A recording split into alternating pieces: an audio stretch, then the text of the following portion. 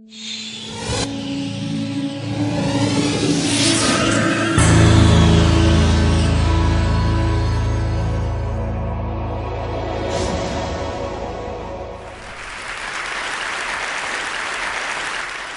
I was a child, I always wanted to be a superhero. I wanted to save the world and then make everyone happy. But I knew that I'd need superpowers to make my dreams come true. So I used to embark on these imaginary journeys to find intergalactic objects from planet Krypton, which was a lot of fun but didn't yield much result. When I grew up and realized that science fiction was not a good source for superpowers, I decided instead to embark on a journey of real science to find a more useful truth. I started my journey in California with a UC Berkeley 30-year longitudinal study that examined the photos of students in an old yearbook and tried to measure their success and well-being throughout their life. By measuring the students' smiles, researchers were able to predict how fulfilling and long-lasting a subject marriage will be, how well she would score in standardized tests of well-being, and how inspiring she would be to others. In another yearbook, I stumbled upon Barack Obama's picture.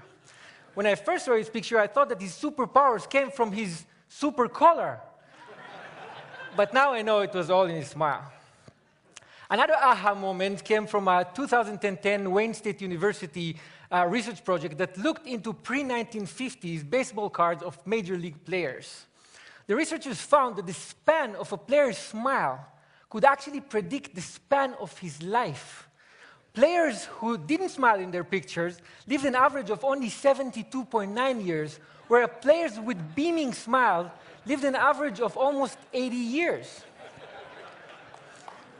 The good news is that we're actually born smiling. Using 3D ultrasound technology, we can now see that developing babies appear to smile even in the womb. When they're born, babies continue to smile, initially mostly in their sleep, and even blind babies smile to the sound of the human voice. Smiling is one of the most basic biologically uniform expressions of all humans. In studies he conducted in Papua New Guinea, Paul Ekman, the world's most renowned researcher on facial expression, found that even members of the Fori tribe, who were completely disconnected from Western culture and also known for their unusual cannibalism rituals, attributed smiles to descriptions of situations the same way you and I would. So from Papua New Guinea to Hollywood, all the way to modern art in Beijing, we smile often and use smile to express joy and satisfaction. How many people here in this room smile more than 20 times per day? Raise your hand if you do. Oh, wow. Outside of this room, more than a third of us smile more than 20 times per day, whereas less than 14% of us smile less than 5. In fact, those with the most amazing superpowers are actually children, who smile as many as 400 times per day. Have you ever wondered why being around children who smile so frequently make you smile very often? A recent study at Uppsala University in Sweden found that it's very difficult to frown when looking at someone who smiles. You ask why? Because smiling is evolutionarily contagious, and it suppresses the control we usually have on our facial muscles.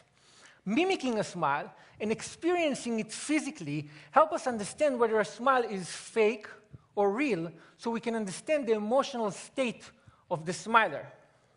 In a recent mimicking study at the University of Clermont-Ferrand in France, subjects were asked to determine whether a smile was real or fake while holding a pencil in their mouth to repress smiling muscles. Without the pencil, subjects were excellent judges, but with the pencil in their mouth, when they could not mimic the smile they saw, their judgment was impaired. In addition to theorizing on evolution in the origin of species, Charles Darwin also wrote the facial feedback response theory. His theory states that the act of smiling itself actually makes us feel better, rather than smiling being merely a result of feeling good. In his study, Darwin actually cited the French neurologist Julien Duchamp, who used electric jolts to facial muscles to induce and stimulate smiles. Please don't try this at home. In a related German study, researchers used fMRI imaging to measure brain activity before and after injecting Botox to suppress smiling muscles. The findings supported Darwin's theory, but by showing that facial feedback modifies the neural processing of emotional content in the brain in a way that helps us feel better when we smile. Smiling stimulates our brain reward mechanism in a way that even chocolate, a well-regarded pleasure inducer, cannot match. British researchers found that one smile can generate the same level of brain stimulation as up to 2,000 bars of chocolate. Wait, the same study found that smiling is as stimulating as receiving up to 16,000 pounds sterling in cash. That's like 25 grand a smile. It's not bad. And think about it this way. 25,000 times 400, quite a few kids out there feel like Mark Zuckerberg every day. And unlike lots of chocolate, lots of smiling can actually make you healthier. Smiling can help reduce the level of stress-enhancing hormones like cortisol, adrenaline, and dopamine, increase the level of mood-enhancing hormones like endorphin, and reduce overall blood pressure. And if that's not enough, smiling can actually make you look good in the eyes of others. A research study at Penn State University found that when you smile, you don't only appear to be more likable and courteous, but you actually appear to be more competent.